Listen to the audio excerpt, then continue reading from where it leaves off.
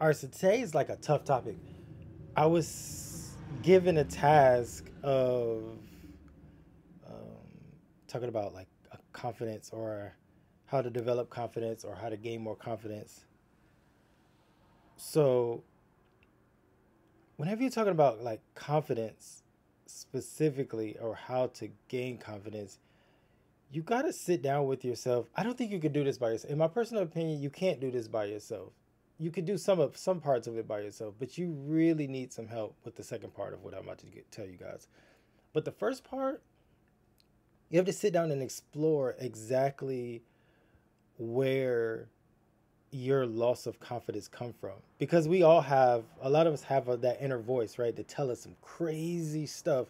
Some people, they do that thing where they go, there's something bad happening, they go, oh, that's so me, I always do that, this always happens to me, I suck, or I'm stupid, or something like that. But 9 times out of 10, that voice is something someone else has said to you. So you have to like sit down and reflect on yourself and like catch yourself with those things and then write it down. Make a mental note of it or write it down and really think about, when was the first time you heard these words? The first time you were criticized? Because being over criticized is one of the main reasons why, whether you're doing it to yourself or you're doing it to somebody else, um, more than likely a parent did it to you and you never really shook it, and you've come to believe and accept these things about yourself that aren't really true.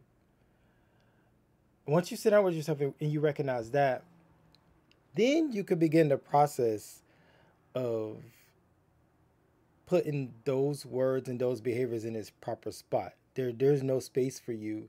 There's no space in life for those things in your life. The second thing you need to do after you recognize like what you've done, you got to, there's a bunch of tests online or whatever like that, or you can like sit down with a friend. This is the part where I say you probably need a friend or a therapist or someone who's trained in like these type of things. But you got to evaluate your strengths and your weaknesses.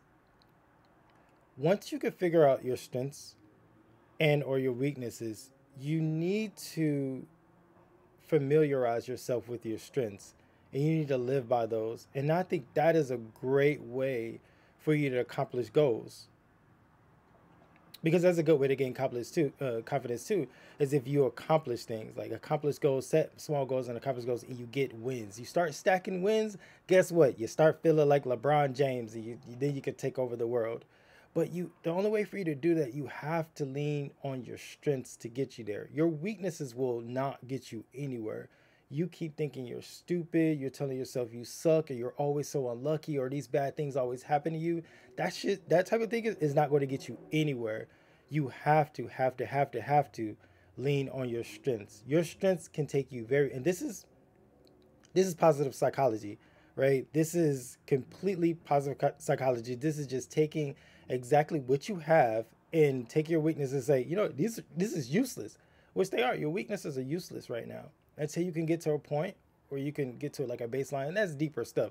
Like that's some stuff, a conversation you need to have with your therapist.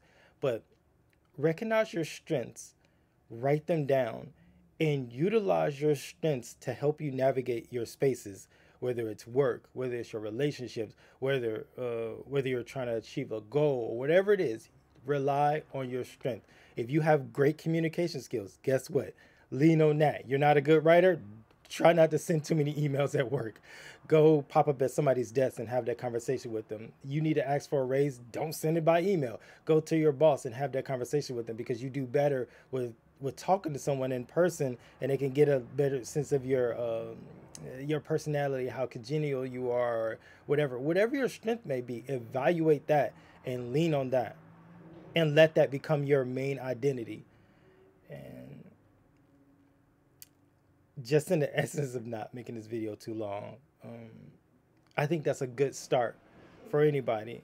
Um, and anything further than that, then I definitely say you need to sit down with someone, and maybe a friend or even a therapist, to help you work through the rest of those things, because that's some really heavy lifting, especially once you start to reflect on where those words and where those ideals came from. You know, it could come from childhood, a parent, and you not even know it. And that's some really heavy stuff to kind of unpack on your own. So, like I always ask you guys, who's your therapist? I'm out. Peace.